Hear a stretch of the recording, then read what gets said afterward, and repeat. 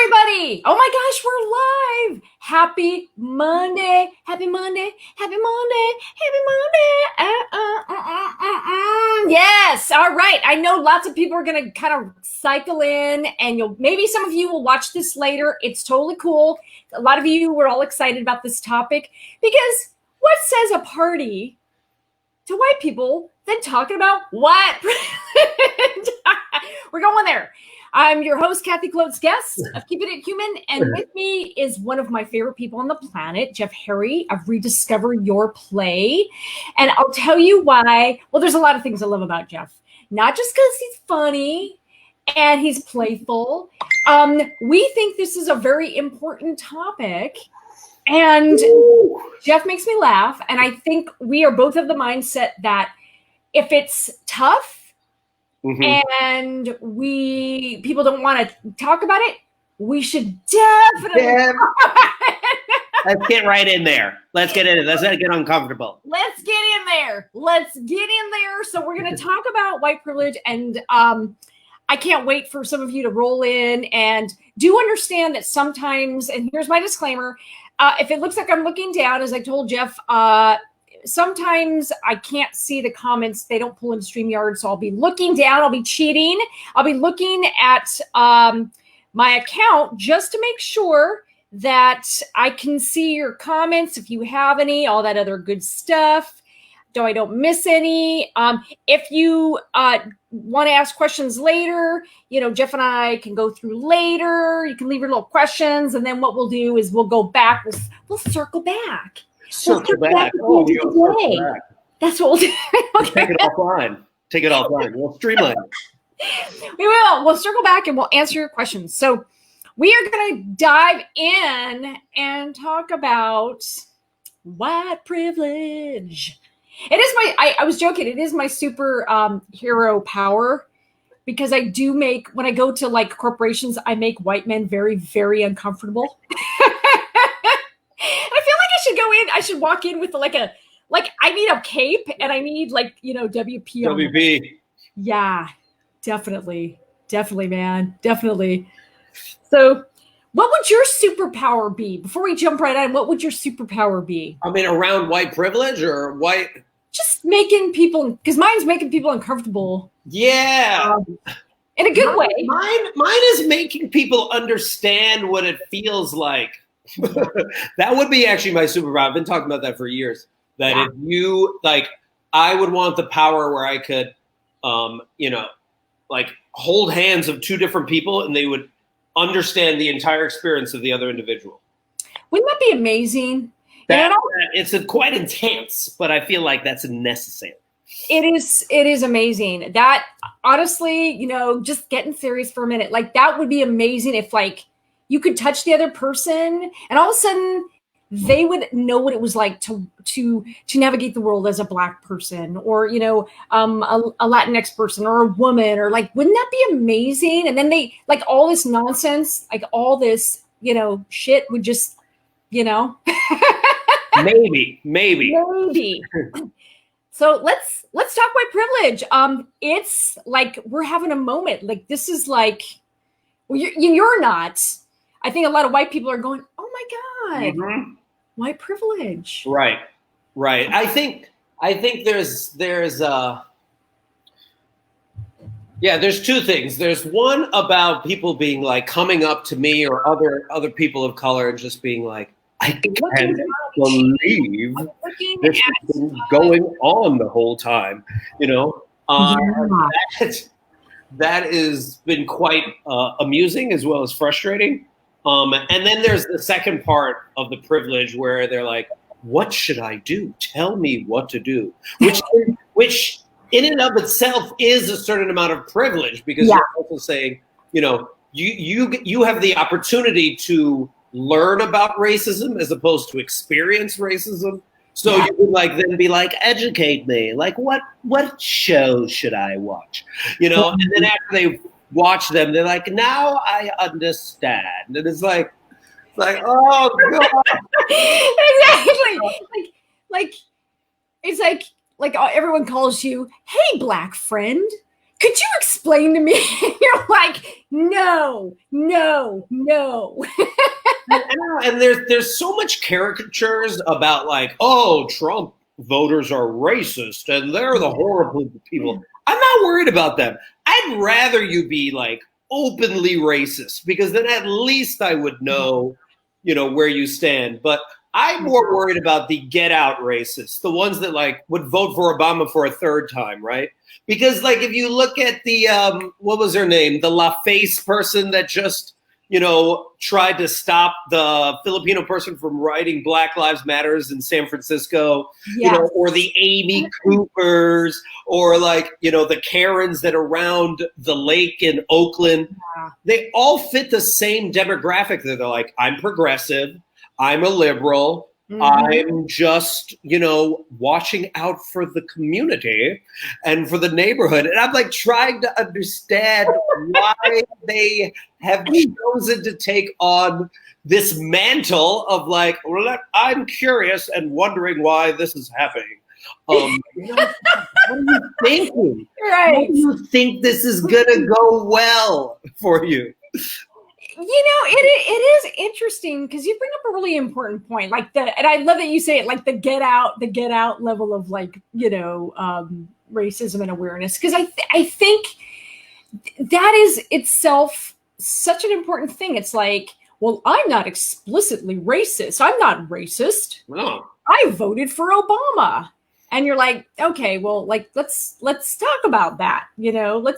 I think one of the interesting things is when people can conveniently check in and out of a conversation at will. That is privilege. And that has been startling to white people. Like some of the white men I know are like, well, I'm uncomfortable. I don't want to talk about it anymore. And I'm like, you know what? Black people don't get to go home at the end of the day and say, right, I'm really tired of having this conversation. I think I'm not going to be Black anymore. Right. And it's like just understanding something as simple as being uncomfortable is such a form of privilege. Yeah. I mean, I love Jane Elliott. I've been watching a lot of Jane Elliott's anti-racism stuff recently. And she was something at a college, the blue eyes, brown eyes exercise. And there was this white girl who kept raising her hand. And she was just like, nope, this is not an opportunity for you to speak. This is not an opportunity. If you have your hand raised, what you're saying is that you have something to say instead of you're listening. You're taking the time to listen. And this white girl got so frustrated, she just stormed out. She's like, I just don't want to play this game anymore. And then she comes back later. You're supposed to be wearing like this collar to state that you're like in the minority. And she comes back in, and then Jane Elliott's like, nope, you can't just come back in.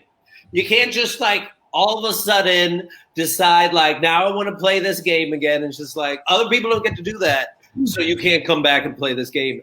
But I don't think a lot of people get that. Yeah. I think when someone talks about privilege to someone that does have it, they first feel attacked. And then they're like, they start grabbing onto some way in which they don't have privilege.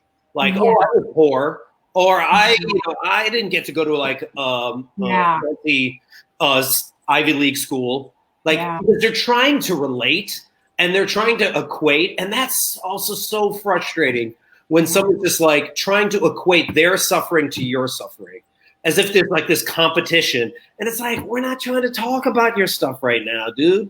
We're trying to put out this fire right now, Yeah, totally. I want to say hi to some people. We got Denise Jacobs in the house. Hey, Denise! Hey! We love you. Hey, Greg Fraley. How you doing? Jill, we love you, Jill, Bay Area Improv. We love you, Mitch, my friend Mitch. He says comedy is such a great tool to help with important social issues. Absolutely. That is what we both do. Jeff and I both believe in play and comedy and all that good stuff. Denise says, speak it out. We are. We're not talking about you. No, we're not. And that's such an important thing. I've heard that. I think one of the things that you just said is the level of defensiveness that look, we've all had adversity. You can have adversity at an individual level. When we talk about like racism, it's like you are being labeled as a whole group of people before somebody's even gotten to know you. And that adversity and systemic racism, like adversity on an individual level, you might have had, but it's not an equivalent to systemic racism. Right. And I think there's a, my cousin posted this recently, which I thought really resonated with me. Someone was posting this tweet, and she was just like, the Black Lives Matters movement is not about justice. It's about power. People need to wake up and see that. That is no longer about police brutality. This is all about Blacks wanting to control the country at all costs. And it's so interesting hearing that tweet, because basically what this person is saying is like, no, they don't. Black people or people of color don't want equality. They want power. And it's so scary. You can't give them up that power. And what I keep hearing is someone saying, I don't want to give up my power. I am so worried about giving it up, because if I give it up, I am worried about the people that take it are going to get revenge on me. Because that's what I would have done to you. What I've been doing to you the whole time. So I'm not ready to give it up to anybody else. So it's just ironic that, like, you know, the conversation can be about police brutality, and it can be about, you know, we have to change how the system of policing works. But it's bigger than that, dude. It's recognizing your own power, and are you willing to give that stuff up? And I don't think a lot of people want to, man. They want to talk about it, and they want to talk about everyone else giving up a little privilege. But it's like, what inconveniences will you have to take on, or what positions of power will you have to step down from in order for us to change this whole BS system? And people are like, I don't know about that. Exactly. Me? But I posted Black Lives Matter on my Insta. Isn't that enough? Exactly. These racist, but not me. I'm fine. Me. Stop it. I'm an influencer. I've gone to 4 protests. Have you seen the Instagram photos? But I protested. I marched in a Black Lives Matter protest. I can't, by axiomatic properties of influence, be racist. I know. I can't. And that's the part that I also find so hilarious, because all these influencers that are always promoting stuff, always putting stuff out, all of a sudden super quiet, right? I know. All these billionaires that are supposed to change industries, the leaders of their industries, the Elon Musks, super quiet, right? It's just like amazing. All these people that are supposed to be top 40 in Forbes are just gone, you know? Or they're sending that template email, you know, that one that out there that's just like, you know what? I really do support you as long as you keep buying my products. You know, it's just like, oh my gosh. Like Starbucks, dude. Like how much whiplash they went from one part to them being like, ooh, did we offend too many people? We're going to lose the money. Okay, we really do care about Black lives.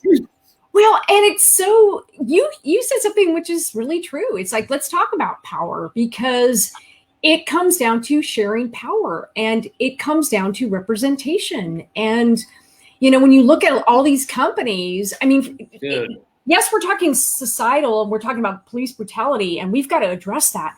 It is bigger than that. It's the everyday workplace stuff. And you and I have talked about it, and sharing power. I mean, great company, great Nike.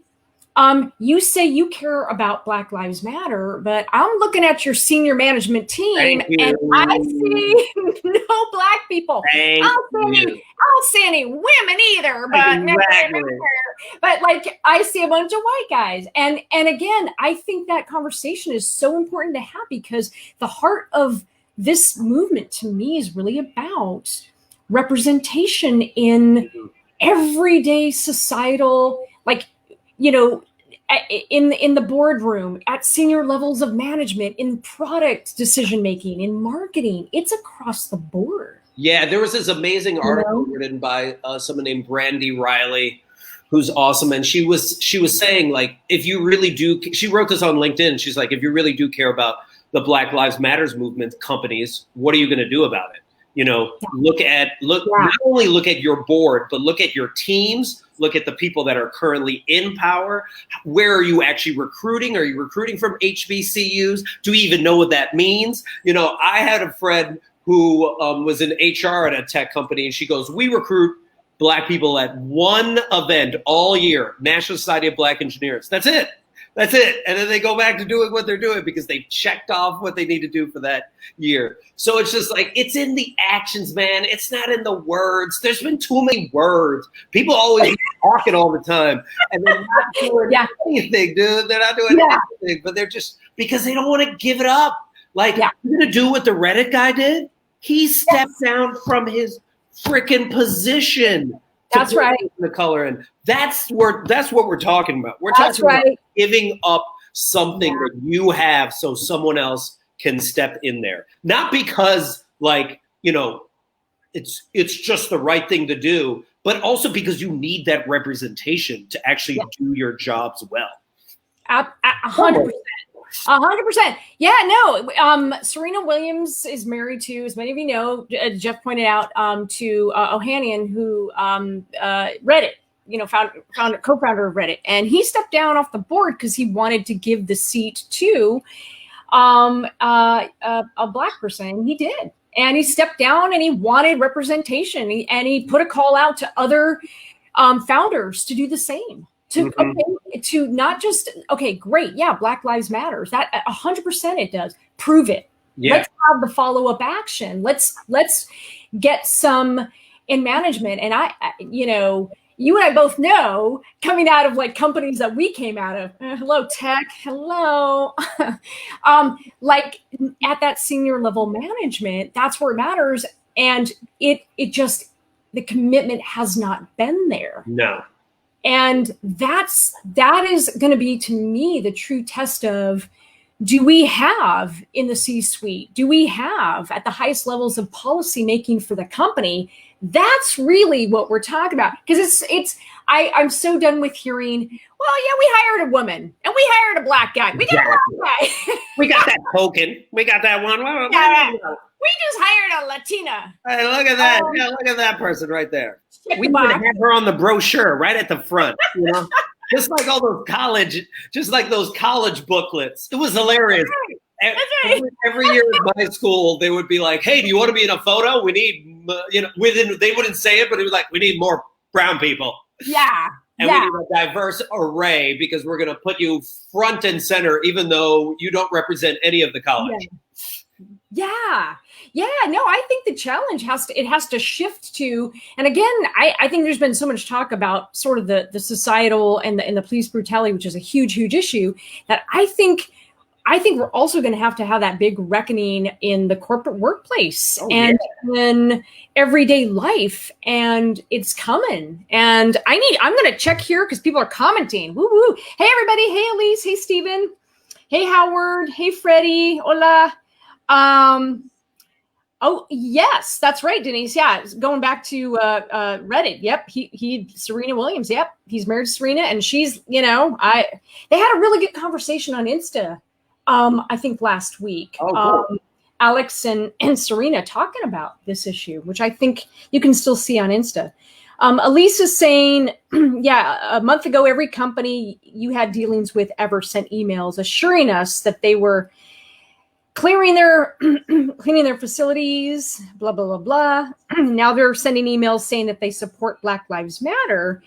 But again, she's saying there's so little action. Yeah, here's an example of like an action that actually was legit, right? Like Lego was like, hey, we're for Black Lives Matters. And it was like, okay, great. And then they go, we're getting rid of all our police sets. Yes. Like, whoa, dude, that is your bottom line. That is one of your most sellable items. You built a huge portion of your organization based off of those police sets. So it's like, that's the level, right? And it's just like, how many companies want to go there?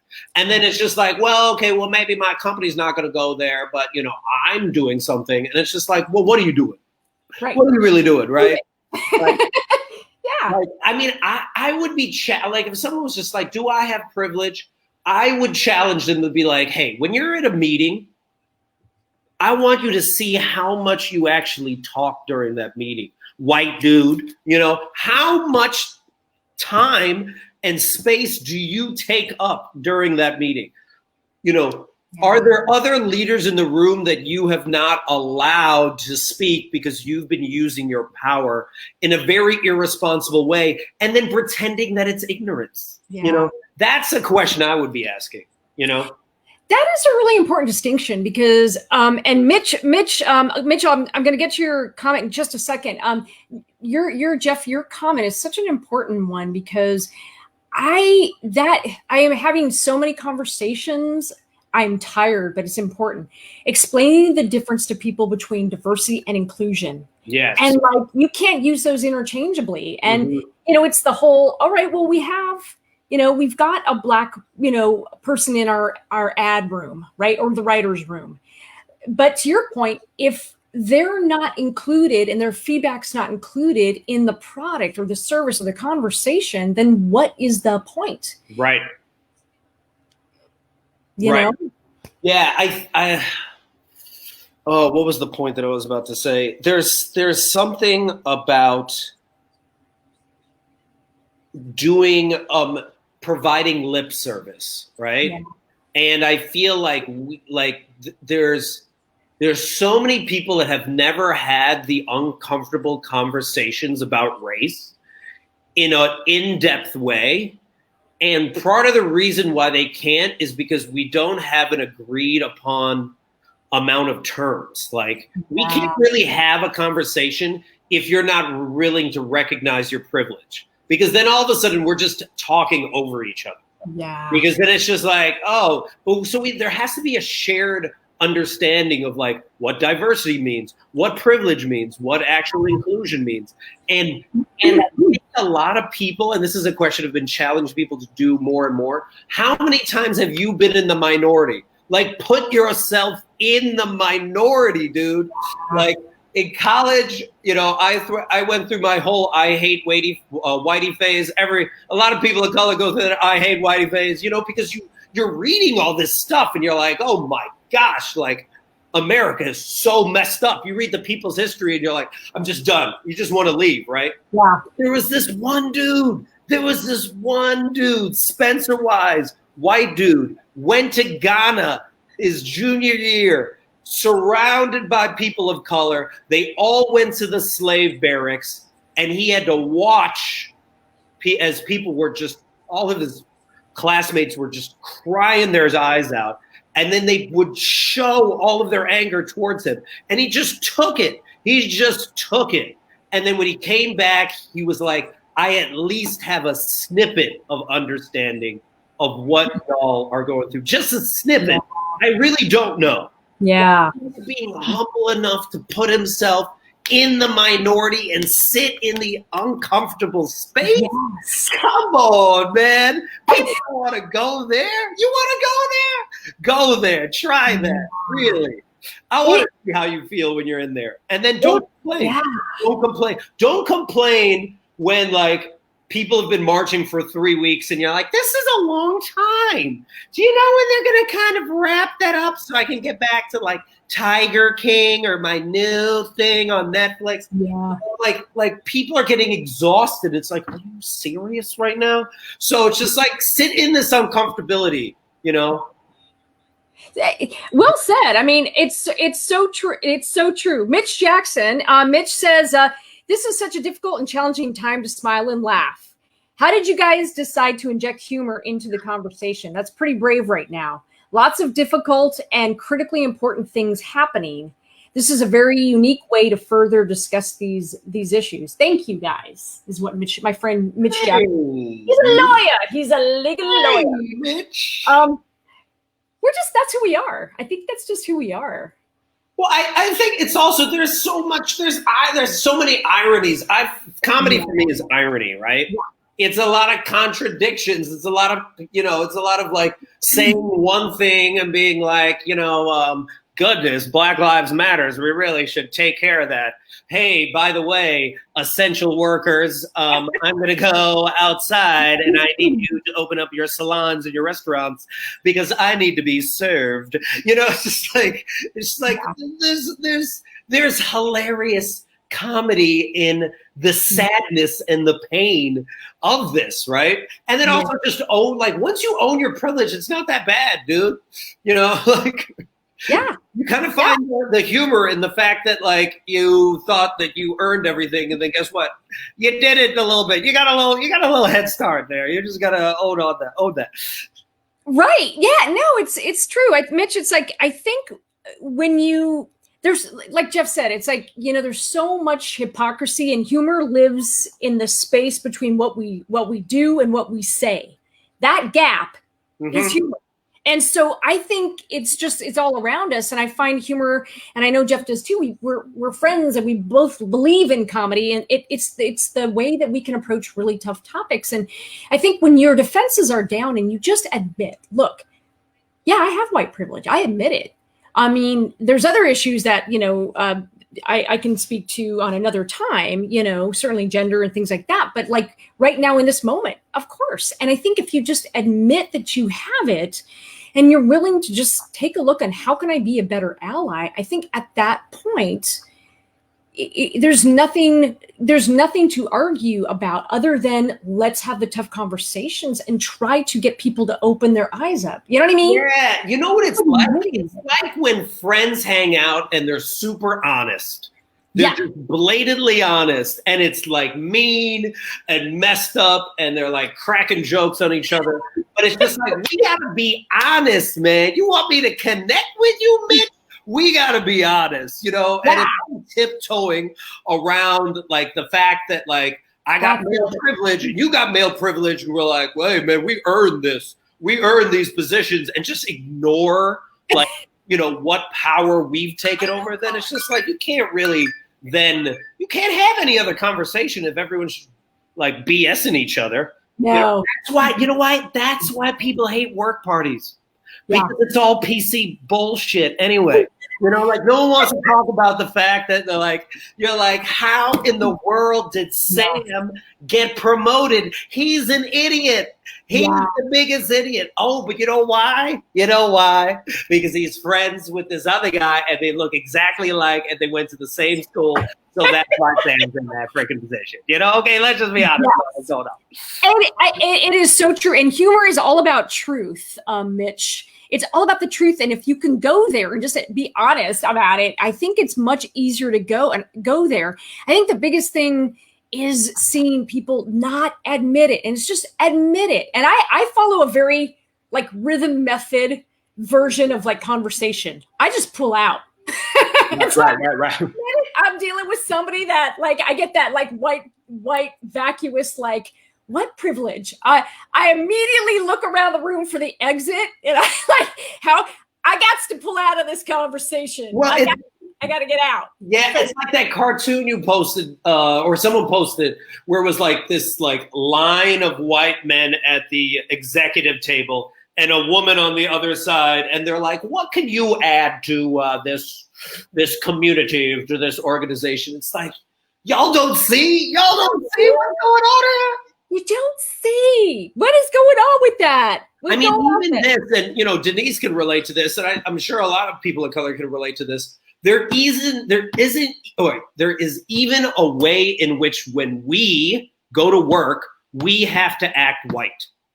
Yeah. We have to adapt to a white type of language and a certain properness. And someone might interpret that as just like, oh, well, I'm just being professional. But it's just like, it's more than that. It's like, we have to adapt to the power dynamics that we never agreed to. Like, that's the difference. And like, it sucks. And you have to do it all the time. And you feel like you're pretending a majority of the time because you don't want to offend anyone. You know, even when I started making a lot of videos about like police brutality and white supremacy and all this stuff like that, there was a part of me that was thinking the whole time like, ooh, dude, am I not going to ever get work because I'm making these videos? Like you don't have to have that, you know, worry, right? Like, And that is like that's so tough to have to play in that role all the time. So I feel like others need to recognize like that has been going on forever for us. Yeah. And they need to own that. You got to own that. Yeah, no doubt about it. I mean, I'll never know, like, you know, and it's true. People go, oh, I have a black friend. I have a lot of black friends in comedy. Actually, that's the most diverse network I have is my black friends in comedy. And we talk about this a lot. Like, look, I'll never know what it's like to be black in the world. I will never know. And I am here to listen and absorb from all my friends. And the only thing I can say is it's like with women, if women are saying there's a problem here, hey man, we got to believe them. When all my black friends say there's a problem, we got to believe them. And we got to say there is an issue and we have to lean into it. And it's not about your comfort. And, you know, Jeff and I were joking before we started, like, you know, there's so many influencers and I think white folks that are just uncomfortable having the conversation that it's like it's like the white influencers that are like, you know, enough about me, but let's talk about my white privilege and how I can write a Medium article that goes viral and I can use my white privilege. And it's like, it's not about you. And, you know, it's like, yeah. I mean, there's even this part of me that's like, if like, I don't know, this blows my mind that the level of like white fragility, especially, and I'm gonna offend some people, but especially for white men, there's a lot of angry white men out there that are doing a lot of scary stuff, like shooting up places, and they're like, I went through all this pain and suffering, and I need to let it out, and it's like, you know who needs to let it out? A lot of black people. Black women have more justification to be going crazy than white dudes, but it's white dudes that are like the ones that have the audacity to be like, yo, I'm going to shoot someplace up because I'm that angry at the world. And I feel like everyone needs to know that I'm angry. And it's like, thanks, white guy. I really appreciate that. How much of that is happening? Like, it's like, come on, man. Come on, cuz like this is ridiculous, dude.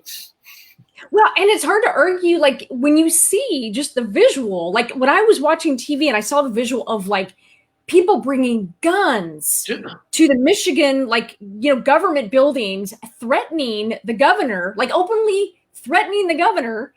And then you contrast it with like the way, you know, unarmed Black people are being treated. You have to be honest and look at that. You cannot look at that side-by-side visual and not go, duh. There's hello. Like, you know, like if you can't, like there's white privilege that's visible, then it's visible from space. And like that's visible from space. Yes. Like we need to just talk about that. You know? Like, hello, you know, rhythm method, my friend, rhythm method. Pull it out of those ones where it's like the glazed over conversations. Yeah. Oh my gosh. Yeah. Seriously. And then I guess like going back to like so explain to me, because I really want to sometimes understand. I'm not returning to you and be like, white person, please explain to all white people.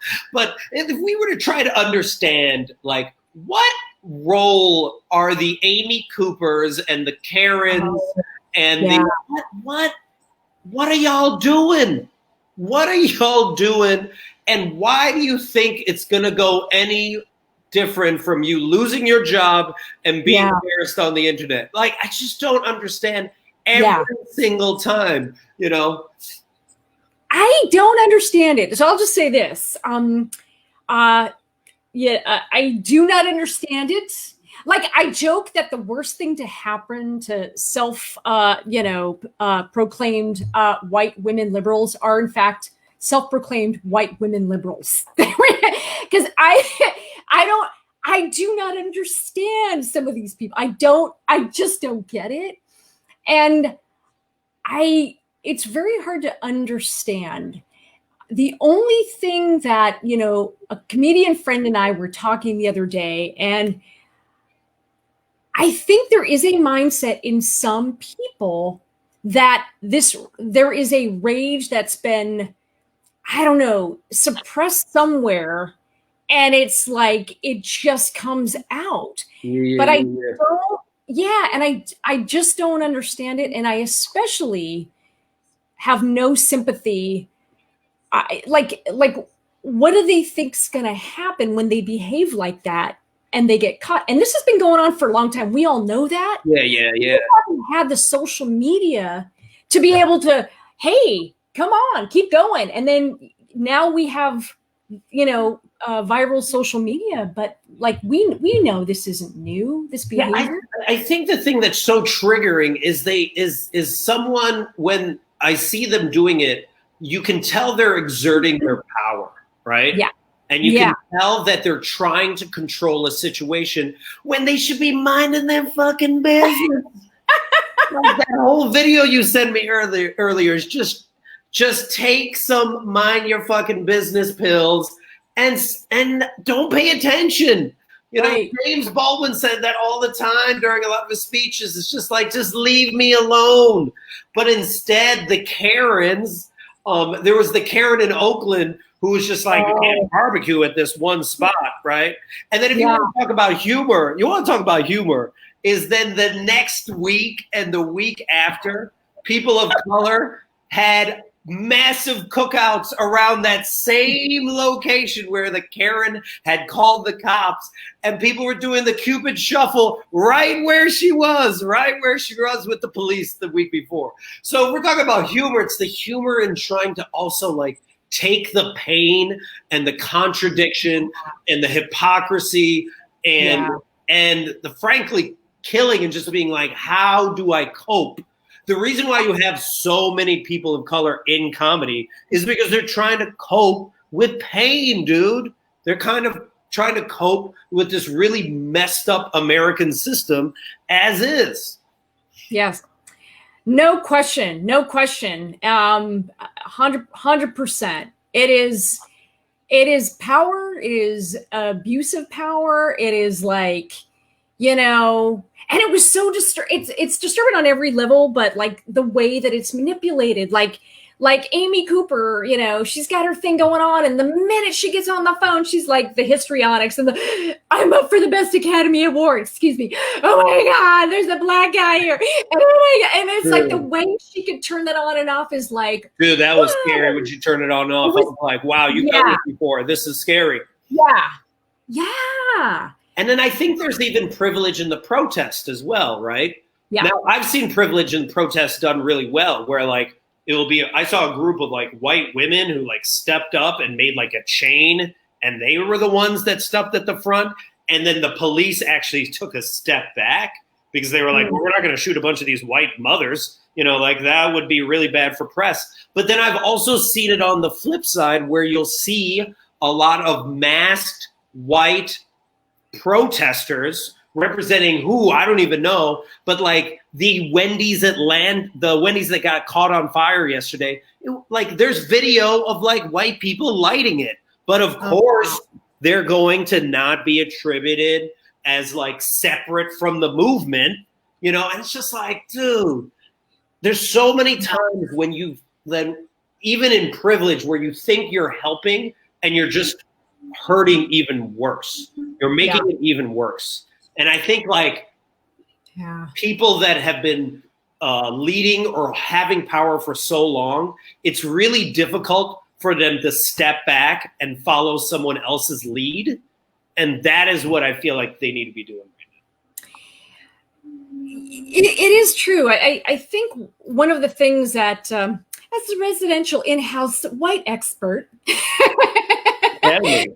we're a monolith. I speak for all blonde women. But true. It's true. I think it's really important. The thing that I'm having really direct conversations with my white friends, and most get it, but some don't. And the ones that don't, they just have to admit that, like, yes, you have white privilege. Just because it's new to you and you didn't get the memo doesn't mean it doesn't exist. Secondly, it is really important that you challenge the white privilege of other friends. It's not your black friend's job. It's not their emotional labor. It's your job when you hear stuff to say, excuse me, that, wow, you just said an anti-diversity comment. Like, whoa. And, we don't have to be like, we don't have to go amok with it, but it's important to say to our friends and to start with our friends and to check our friends. Right. And the thing that is so hard for some white people to do is to check their friends. Right. Or family. Yeah, check the or family. Because it's ironic because you have so many people that are now like, I can't believe this has been happening, right? And they're just so surprised, and they're like, we got to do something about this. And then they look to us like, what do you think people have been doing? You don't think we've been talking about this? You don't think we've been protesting?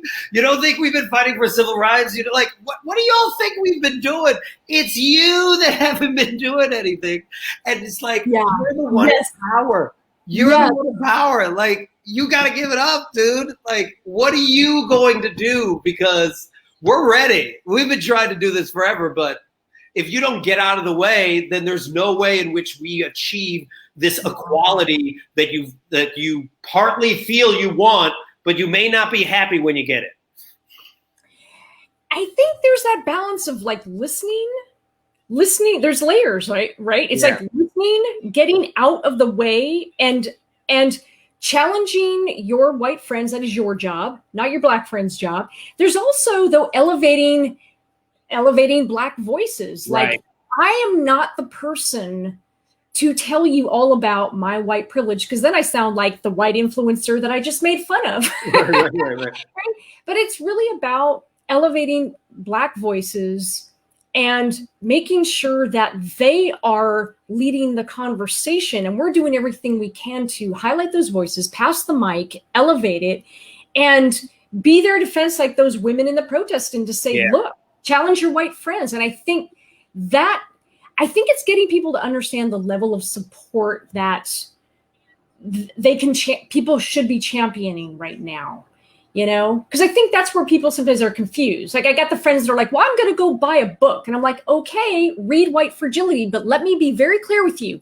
You don't have to read 10 books as an excuse to not take action. Like, you do not, your response to Black Lives Matter shouldn't be to start a freaking book club. Right. That is not your job. That is not, okay, that is the whitest. You can have your book club, but you got to do something with it after. You got to do something with it. It's just the whitest response ever to that. But, and I think that's where it's like, do something. Don't use it as an excuse, people. And do something that's uncomfortable. Yeah. Right? Do something that is challenging to you. This is why I always challenge people. Put yourself in position as the minority. Find yourself at a protest or, in a group where you are not the majority, and then your job is to take a step back, listen, and then follow someone else's lead. Mm-hmm. Speak up, even if you feel compelled to be like, wait a minute, I have a suggestion. I don't know if you guys have tried this, but perhaps maybe we should do that Kylie Jenner thing. And maybe if we give a Pepsi to the cop, everything is just going to get all better. Yeah.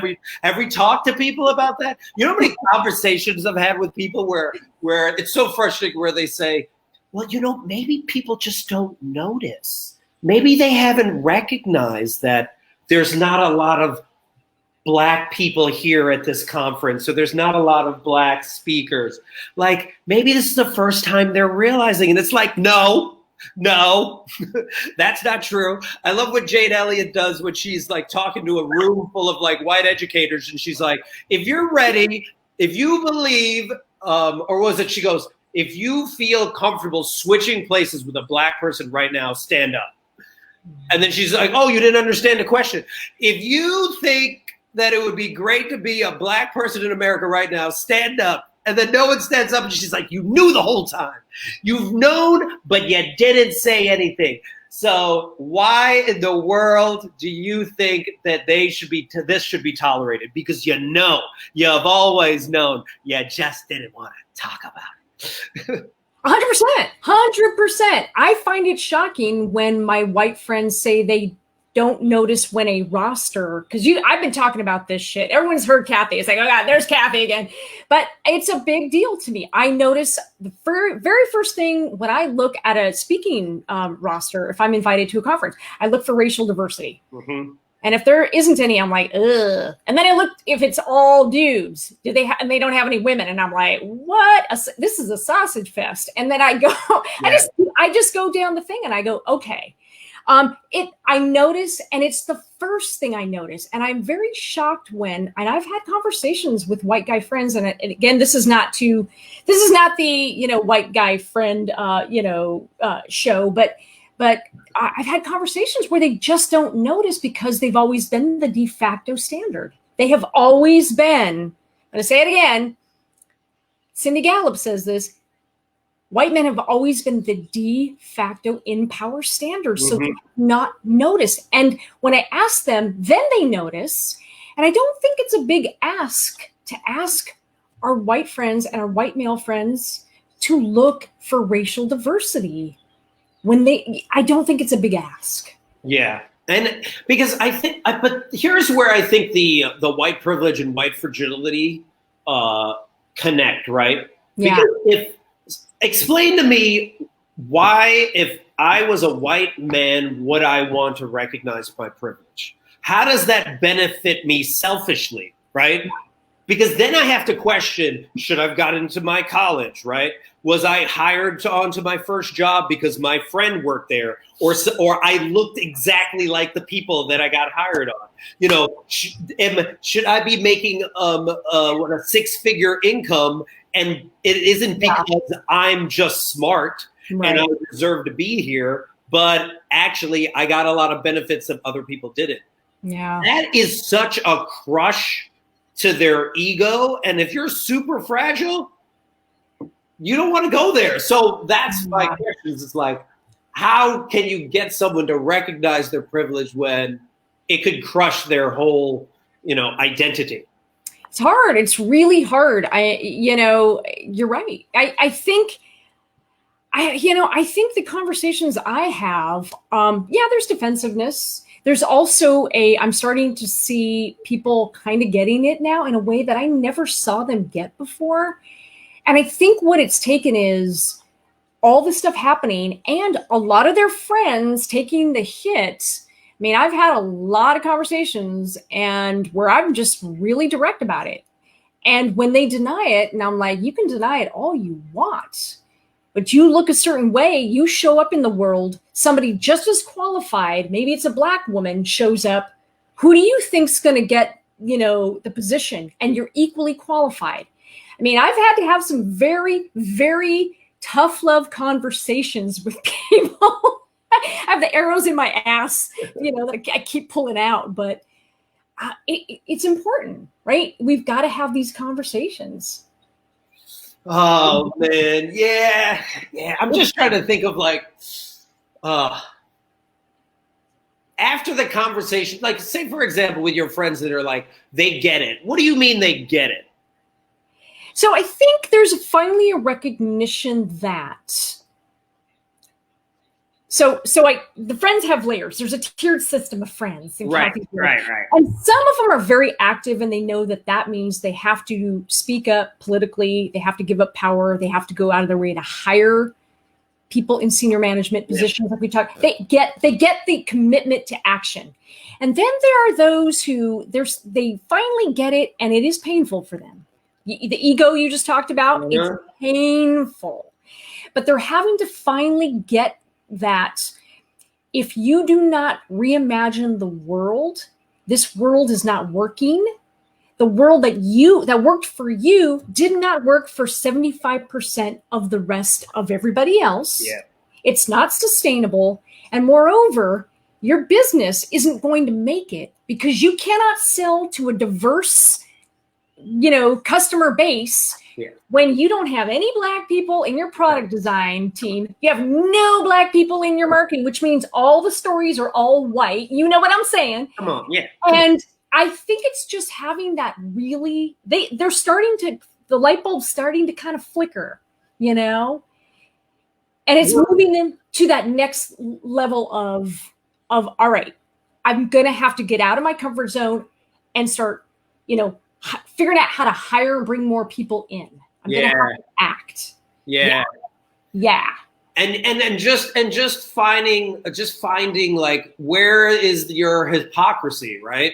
Like, everyone owning any like contradictions that they have. Like, I ask people all the time when someone's like, well, you tell me you got to do the work. Well, what work do you want me to do? And it's like, yeah.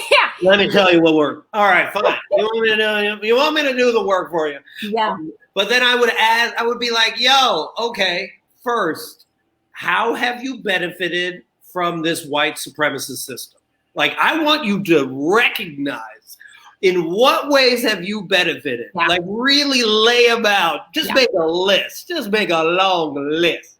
And then after you have, then be like, what are you willing to give up on this list? Because that is a hard, rough spot, right? And then after that, then I'm like, okay, now you got to actually educate yourself. And yes, read your books, watch your movies, but actually also just, put yourself in a position where you are not the majority. One thing that I found, this was like such a powerful short clip of a video that I saw once. When Black Panther came out, there was this one guy, this black dude, who, this was even before the movie came out, but he saw this dais, like this built out cardboard, and it just showed all people of color, all black people represented in this movie. And he just started hugging it. He was embracing it. And he goes, is this what white people feel like every time they go to the movies? Oh my gosh, this is amazing. If I saw this all the time, I would feel like a hero, man. Oh, man. So it's just like, dude, so that's where I find the humor is just like in the ridiculousness and just be like, yo, man. It is. Guess what? If you don't, it's what Kathy said. If you don't start hiring people of color, if you don't start like actually checking your privilege, you're done. You're done. You may not be done in the next 5 years or 10 years, but in the longevity of stuff, you'll be looking back and you'll be like that antiquated, person that you look back in the 60s. You're like, I can't believe people were like that. Don't be that person. Don't be that person. Don't be that person. Well, it's like you said, like with Jane Elliott, it's like they know their power. And that is such a big deal. And, it's interesting because I'll say hi to some new people watching. Max, hey, Max. Hey, Nina, my friend Nina G. Hey, my friend Kay D. Martini. Hey, Kay. We've got some comedy and some story people. The one thing I hear a lot, and I'm not shocked by this, I was talking to a couple clients where they have these employee resource groups, and they've got the women resource group, and they've got the black, employee resource group, and all these other things. And consistently, I have clients telling me that whenever they have the black employee resource group, women will support it. Other races will come support it. But the white men don't show up. No. They don't show up. Mm-hmm. And it's like, I asked a couple of my white guy friends who were very brave enough to I'm asking them all these questions. And one of the questions or the answers that one of my friends said was, we are so afraid that we're going to get something wrong. Like we're going to get something wrong. Yeah. And that was one of his biggest fears. Yeah. And of course I'm like, well, get uncomfortable. That's okay. Yeah. You're going to be wrong. And it's going to suck.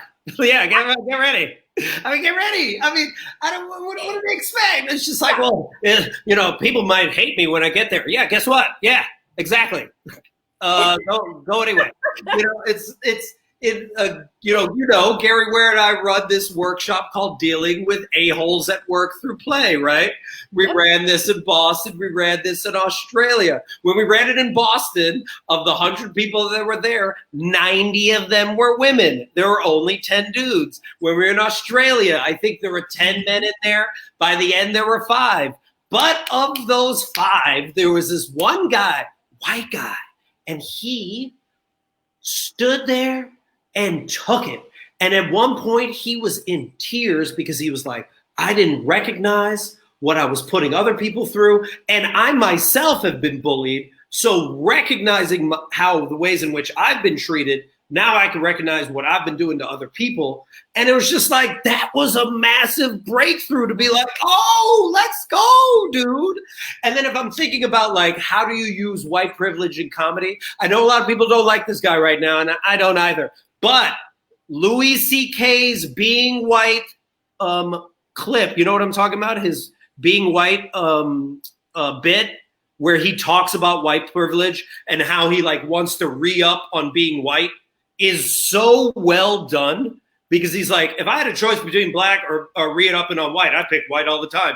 And he just talks about all of his privileges and all of the benefits, and how if he went to like the year 0, there would still be like people catering to him. And it's just like, that is comedy right there, dude. Any of your comedian friends, like, yo, own that stuff, dude, because there is a lot of content right there that you can run with.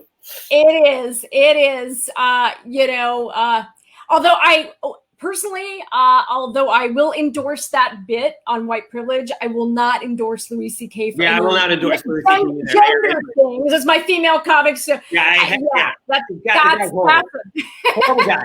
Horrible guy. Great pants, bit, horrible guy. Yeah, horrible guy. Keep it in your pants. Nobody wants to see it. I know. Keep it in your pants, dude. Yeah. How about privilege? Male privilege. Oh, what are you doing, Louis? You just. Stop it. So I know that's such a big thing, and we've talked about a lot of different things. So I'm trying to like maybe bring it, and we'll have to have you back, because this is a big conversation. Bring it back.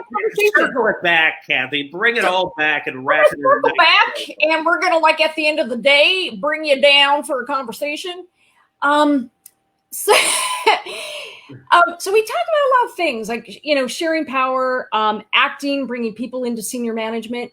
What are some things that, you might leave people with in terms of just acknowledging it and then doing something with it? Because again, it's not about the book club, it's about acting on it. Like, how do you use your white privilege to elevate people and elevate Black voices? What can people do? Like the average person that's sitting out there eating popcorn going, I have white privilege. Yeah, I have white privilege. What should I do right at this moment? Well, first off, don't embrace the savior complex, right? Don't be like, now I'm the white savior that's going to save the day. No, I think there needs to be a hard conversation you have to have with yourself and other white people, where you're like, where do I benefit from this current system? Because if you're not willing to recognize it and own it, that's the big part. It's just like the owning it and then be willing to change it part. Then it doesn't really matter if you go to the protests. It doesn't really matter if you're not willing to like put yourself in uncomfortable situations continuously and not be trying to lead, but actually trying to listen and follow the lead of people of color right now and the Black Lives Matters movement, then you can't do anything else until you're addressing that internalized privilege, right? So I think that part is crucial. And then after that, then there's the part of like, and this is a deep, like really going to the point where you are educating yourself and really trying to put yourself in the shoes of minorities. Because I think a lot of people like talk about it, but to really understand the pain, like there's this really great clip from Kimberly Jones. Have you seen that one? The clip where she, like, you got to understand the pain. And the challenge, because, I'll paraphrase what she says, but she basically was just like, we don't own anything. Like, you're wondering why we're burning all this stuff down. Let's not even talk about who's burning it down. But if you believe we're the ones that are burning it down, it's like, it's not our stuff. We don't own any of it. And anytime we've built something, whether that was Black Wall Street, whether that's Rosewood, whether that's Watts, whether that's like every single freaking time, even in Oakland with the Black Panthers, it's always been destroyed. And when you have like a system where you're being killed when you're asking for help from the people that are supposed to be helping you, but instead they're killing you. It's like you've broken the contract. So we now are allowed to do whatever we want because you're not following the rules. So to truly understand the pain that a lot of people of color, especially Black people, are going through is a big step into then actually taking action. Because the action isn't like, let me just do this one thing and let me feel good about myself and check stuff off. It's more the idea of like, let me understand what it feels like to be a Black person in America. And then when the opportunity shows up, you'll know what to do. You'll know what to do at that point. Because you'll know that you'll be like, wait a minute, I'm in a position of power. I can now use my power in a beneficial way. It will show up at the right time. It's really powerful. Yeah. And if people haven't seen that video clip of Kimberly Jones, her agony and her pain is so palpable. And I don't want you to think of it as trauma porn. That's not what I'm asking.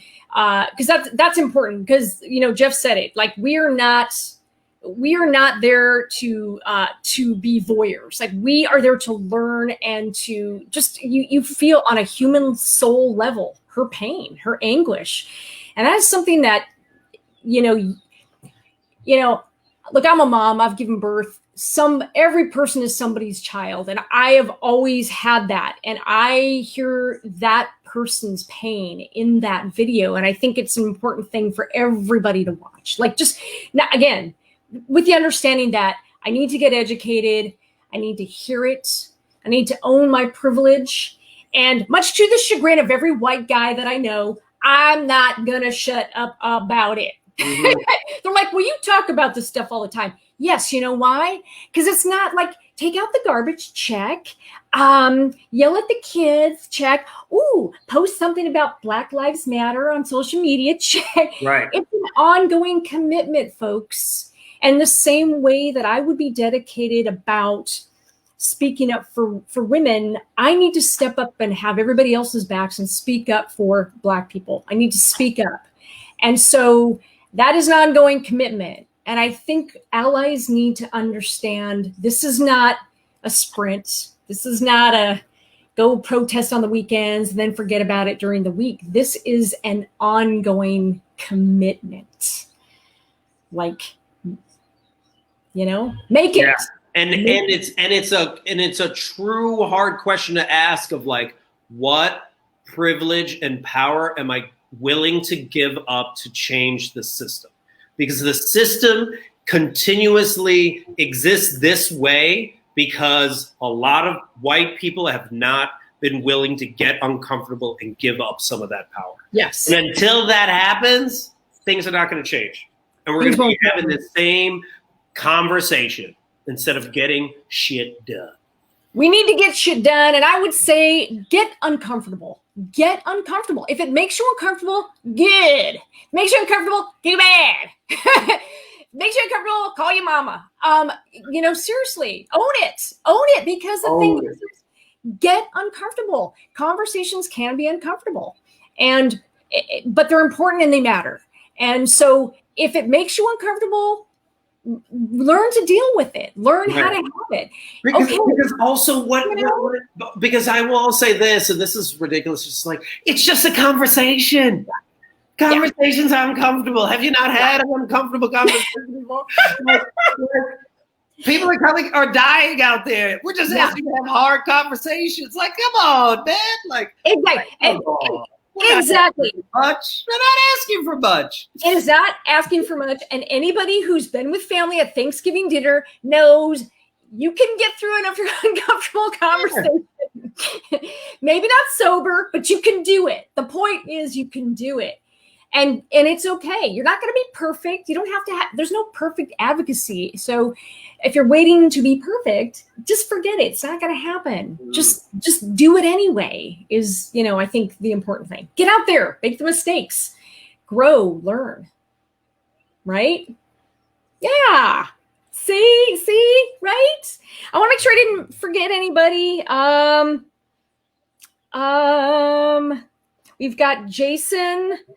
Denise has some comments. We have your table right here, sir. Yes. Oh, exactly. It's the year 0. Welcome, sir. or when you're actually successful. Yes, all like dealing with privilege.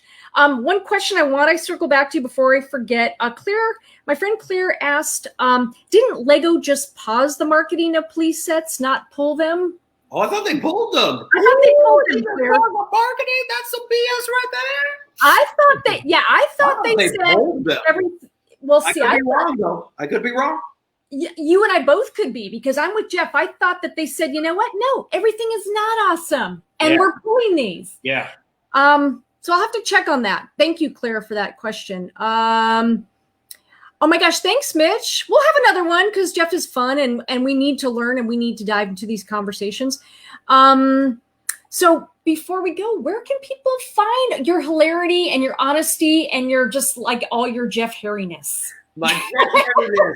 You can go to rediscoveryourplay.com, where I help people and teams talk about toxic situations using play. Or you could go to any of like my social media handles, like on Instagram and TikTok and Twitter, which is basically Jeff, Jeff Harry, Harry plays, Plays, Jeff Harry plays, where I post ridiculousness as well as sometimes anger, or both.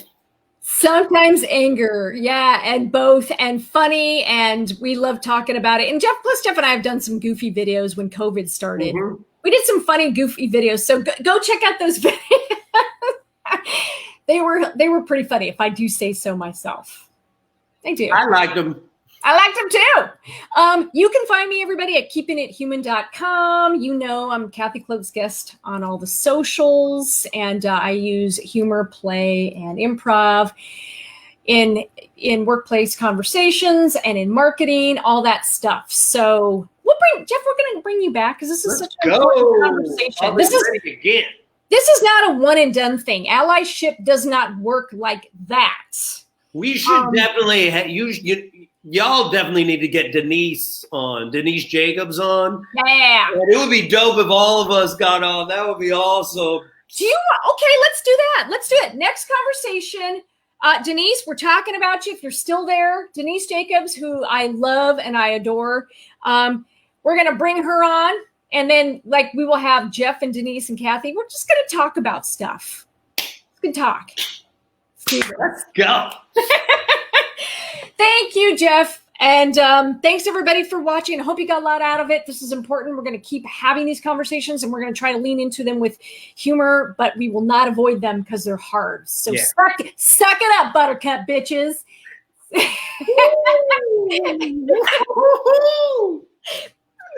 Put that on a t-shirt. Put that on a t-shirt. Right? There you go. All right, friends. We'll see you on the next one. Bye.